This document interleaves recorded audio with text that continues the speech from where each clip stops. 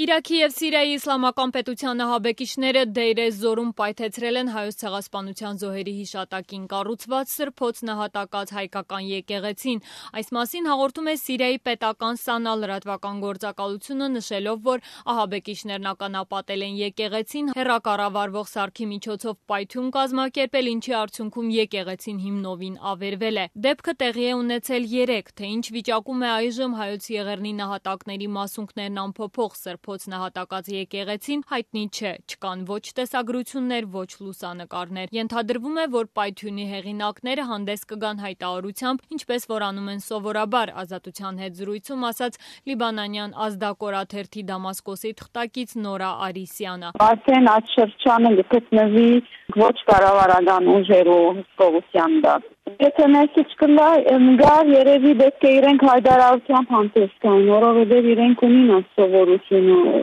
եթե նպատակը ուղղված է կամ եթե ինչ-որ որոշ իրենք մեսեջ ունին փոխանցելու։ Պաշտոնական Երևանն այսօր խստորեն դատապարտել է հայկական եկեղեցու պայթեցումն ահաբեկիչների կողմից։ Սրբավայրի հանդեպ այս զարհուրելի բարբարոսությունը կրկին անգամ ցույց է տալիս այսպես կոչված իսլամական պետություն ահաբեկչական խմբավորման վայրագ էությունը, հայտարարել է արտգործնախարար Էդվարդ Նալբանդյանը։ Հայտարարությունում, որի տեքստը հրապարակել է արտգործնախարարության մամուլի ծառայությունը, Նալբանդյանը համոզմունք է հայտնել, որ միջազգային հանրությունը պետք է անհապաղ կանգնեցնի արմատախիլանի քաղաքակիրթ մարդկությանը սպառնացող այդ ժանտախտը, կտրի դրա սնուցման, ֆինանսավորման, աջակցության, հովանավորման ուղիները։ Վերջին շրջանում մի շարք արևմտյան հեղինակավոր պարբերականներ պնդում են, որ իսլամական պետությունն իր վերելքի համար մեծապես պարտական է Թուրքիային, որ հենց Թուրքիան է ֆինանսավորում եւ ռազմական աջակցություն ցուցաբերում իսլամական պետությանը։ Հայաստանի նախագահի աշխատակազմի ղեկավար Վիգեն Սարգսյանը նույնպես անմիջական կապ է տեսնում Թուրքիայի եւ Սիրիայում հայկական եկեղեցու պայթեցման միջև։ Եթե Թուրքիան կապ չունի սրբոց նահատակած եկեղեցու դեմ իրականացված ահաբեկչական գործողության հետ, պետք է հանդես գա համապատասխան դատապարտող հայտարարությամբ, Facebook-ում գրել է Հայաստանի նախագահի աշխատակազմի ղեկավարը։ Հայկական եկեղեցու պայթեցմանն այսօր անդրադարձել է նաև Հայաստանի խորհրդարանի փոխխոսնակն իր չեխ գործընկերոջ հետ հանդիպման ժամանակ։